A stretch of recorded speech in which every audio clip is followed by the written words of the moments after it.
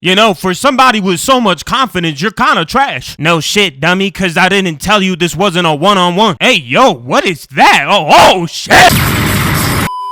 What's poppin', ladies and gentlemen? Welcome back to the channel.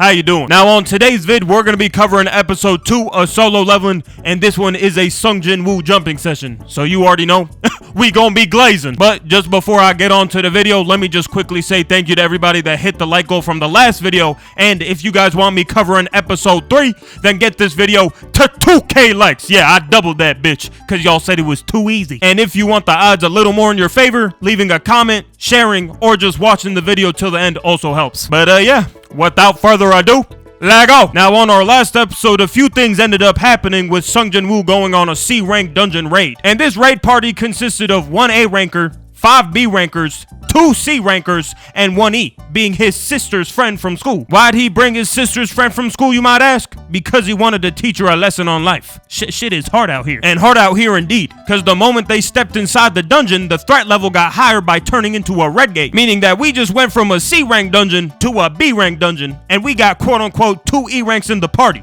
Well, we are cooked. And just to make shit worse, the A ranker in the group takes it upon himself to kick everybody he thinks is trash and leave them to fend for themselves, leaving Sung Jin Woo, the school friend, a B ranker, and a C ranker all to themselves. Good luck, have fun. But since our boy Sung Jin Go is actually a demon, he ends up taking out all the ice bear monsters within the vicinity, including the boss. So now his team is chilling in a campfire eating bear kebabs. That they are having a great time. As for the A rankers team, they get absolutely massacred by intellectual elves, causing the A ranker to scream for his life and run into the forest. And this brings us to episode 2, where we see Sung Jin Woo arising the ice bears that he filleted. And after creating an army of polar bears, we end up seeing what's been going on outside the gate, and hear one of the agents saying that it's been 3 days since everybody went inside. So Hwang Dong-so, who's just been waiting outside the gate ready to beat the brakes off Jin Woo when he comes out, decides, you know what? He might just be dead. But then he asks the question, what is bro doing in another guild's dungeon? And one of the agents are just like, shit, he pulled up on me and said he wanted to join. So I was like, I bet. So that's got Dong-so acting up. He's just like, oh, okay.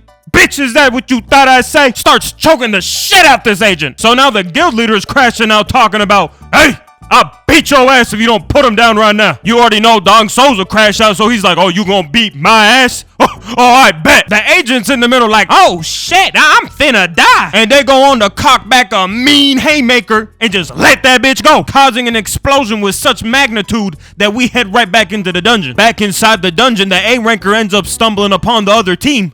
And bro is pissed, cause he sees quote unquote weak people with warm clothes, blankets, tents, and food, while he's over here battling hypothermia and intellectual elves. So the thought that's going on in his head is, oh, they set me up, which is like, how is that even possible? You made the groups. So he starts going full crash out, ready to slaughter whoever set him up, and on the count of 3, he gonna start swinging, and he starts counting. 1, 2, 3.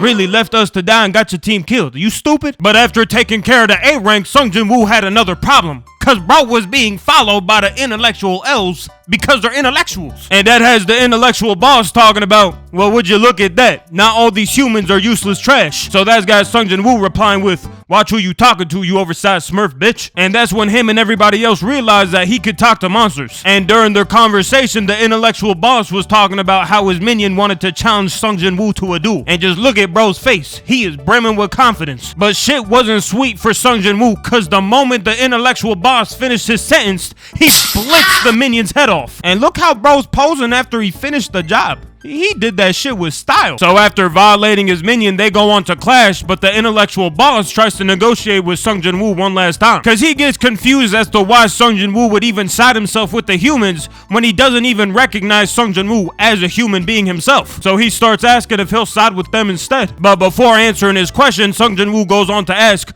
who even are you? And the intellectual boss goes on to answer and just glitches out. And this made him so confused he had to look back to his teammate, making sure he ain't crazy. Like, hey, yo, y'all see that shit? So after glitching out, the intellectual boss asks his previous question. But of course, my goat Sung Jin Woo says, no thank you. I'd prefer to beat y'all ass. So Baruka, being the intellectual boss, I'm actually gonna say his name now, goes, oh yeah?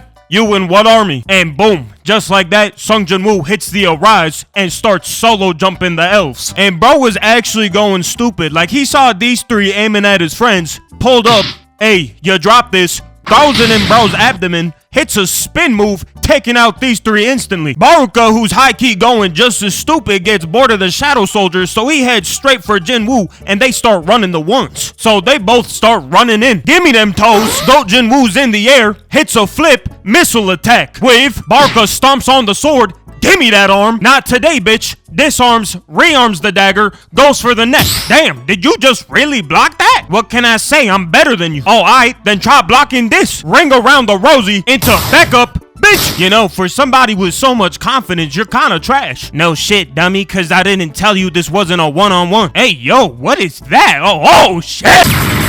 As Baruka's getting turned into French toast, the A-ranker wakes up after getting knocked out from one move, and he's still set on the idea that he needs to take out Sung Jin-woo. So bro's just running into battle with no plan whatsoever. And as he's running in, Baruka also starts coming out the smoke headed towards Sung Jin-woo. So bro's getting sandwiched from both sides. So out the cut, Igris comes in, slashes the snow on Baruka's side, causing a smoke screen. And what bro does next is honestly diabolical. I ain't even gonna cap. Cause he realizes that Baruka's stronger than him, and he gonna need a little more firepower. And the way he decides to get it is by taking out the A-rank tank and turning him into one of his Shadow Soldiers. Which I ain't gonna lie, I don't feel bad in the slightest. Bro had it coming. And after adding somebody to the roster, he went right back to solo jumping. And Baruka was getting packed up like the new Shadow Soldier started spamming his taunt move, which allowed Goat Woo and Igris to beat the brakes off him and then finally get a big hit in. But even after all that, Baruka was still standing. So our boy had to take drastic measures and use his entire artillery. I'm talking, he threw his dagger, causing Baruka to dodge, uses psychokinesis to bring that bitch back, causing bro to block the dagger, which allowed the A-rank soldier to pull up from the back, pause, and give him a bear hug, with the mages in the back shooting straight nukes at bro. But the crazy thing is that bro isn't even dead. Bro even starts screaming about, oh, okay, so we're jumping. Oh, I bet. So to finish off the fight, Jin-woo pulls up, shanks bro in the liver, with the A-rank tank pulling up from the back again, pause, and plays whack-a-mole with bro's head, ending the fight between Baruka and Sung Jin-woo.